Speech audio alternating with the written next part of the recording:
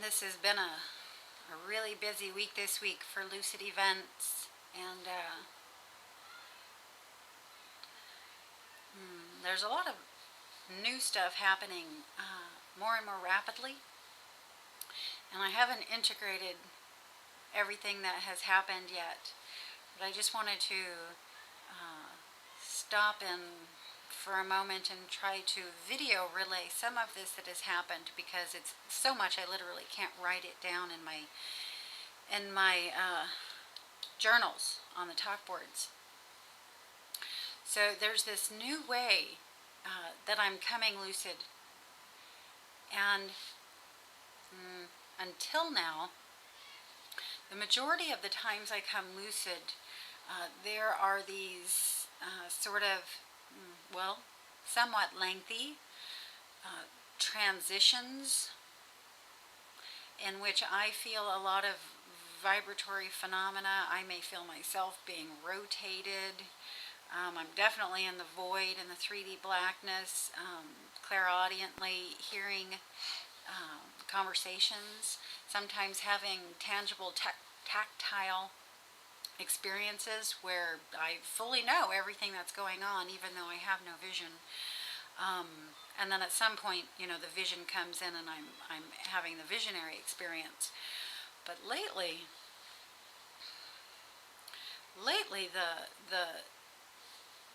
the transitions are so seamless. I'm literally walking into lucidity, in just a moment.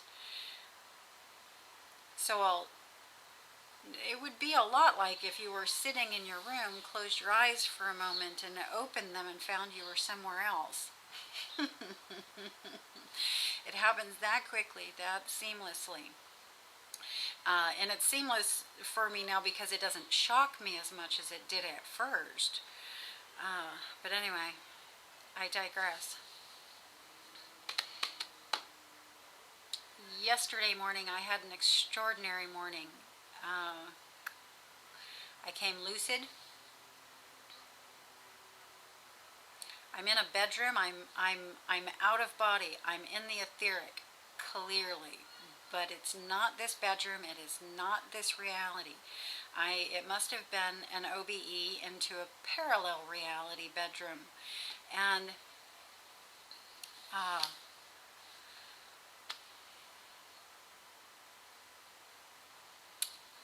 I'm sort of struggling with where to begin the relay. There were some things happening, but I'm not going to start at the beginning. I'm going to start. I'm in my bedroom. I'm in the bed. There's this huge French door opening into this room, and I have a view out into the hallway there. It's still nighttime, so it's somewhat dark, and John, my ex, is coming up through the hallway and is about to step through a door there, and he looks over into the room and he says, "Hey, are you still up? Are you still awake?" And I know because of the distance and because it's somewhat dark, he probably can't see my eyes, and I'm rather feigning sleep. But he comes in anyway. By the time he's in fully, I'm 150% lucid. He's kneeling down at the foot of the bed and is telling me he wants me to come live with him again. And he's handing me this piece of paper. I have this piece of paper in my hand, and I sort of set it down on the bed, and he continues conversing with me for some time, and then gets up to leave. As he's getting up to leave, he squeezes by my friend Carrie, who is also down there at the foot of the bed, and who I all of a sudden now remember. Oh yeah, she's been here the whole time. I was talking with Carrie before John came in. And as John squeezes by her, I attempt to introduce the two of them. And in trying to introduce the two of them, I realize that neither of them is aware of the other one being there. They can't see each other. And so This rather tells me I'm having two experiences and two realities at the same time, and this is the way my mind is interpreting this as it's happening. As Carrie and I re-engaged in our dialogue, and one of the before I go there, one of the new things that happened in this one was that usually when I come lucid, as soon as I know I'm lucid, the environment begins to give way and I shift into a new environment. I became lucid, came fully into the out-of-body environment, into the etheric, fully stabilized to the point that I could have active thoughts and everything as this was occurring, and it did not disrupt or disintegrate the environment. And so as I'm talking to these people, I'm thinking, I'm just in my mind, I'm in awe at the absolute clarity of them, and especially with John, because I don't interact with John anymore. It's been years and years and years. And a lot of the conversation even got by me just because I could only hear my own, I could hear him, but I was mostly paying attention to my own thoughts, just at the absolute realness of it. And I was in the middle of the OBE trying to understand more.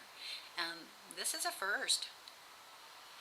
One of a first, at least in a lengthy experience. This was a lengthy, ongoing experience. And so anyway, at a certain point, I think I have got to look into that. Oh, no, not yet. As I'm talking with Carrie, another guy walks in, just a young blonde kid, who clearly knows me, and he says, "Hey, I'm just going to put this quote right here," and he leaves another piece of paper, up on the head of the bed. So at a certain point, when Carrie and I are talking, I think to myself, I have to look in these pieces of paper to see if I can see what's on them, because a lot of the time when you're in the etheric and astral, you have a hard time reading or seeing print or numbers because it keeps changing and morphing on you. And so I reach over and I open John's piece of paper, and it is a pre-approved application for residency.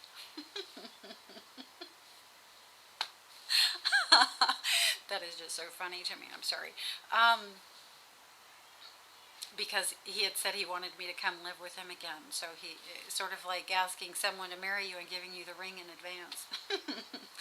And then I open the other guy's piece of paper, and this is fascinating. This is another first for me. I open this piece of paper, and what it turns out to be is a quote on my dad's house. My father passed away a few months back, and the house is on the market.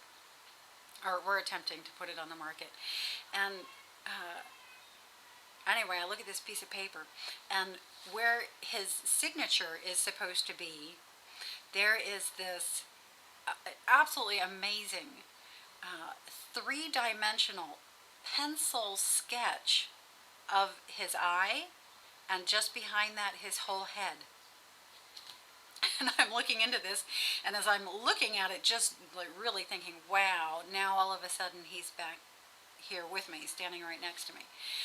And as I continue looking over the document, I then see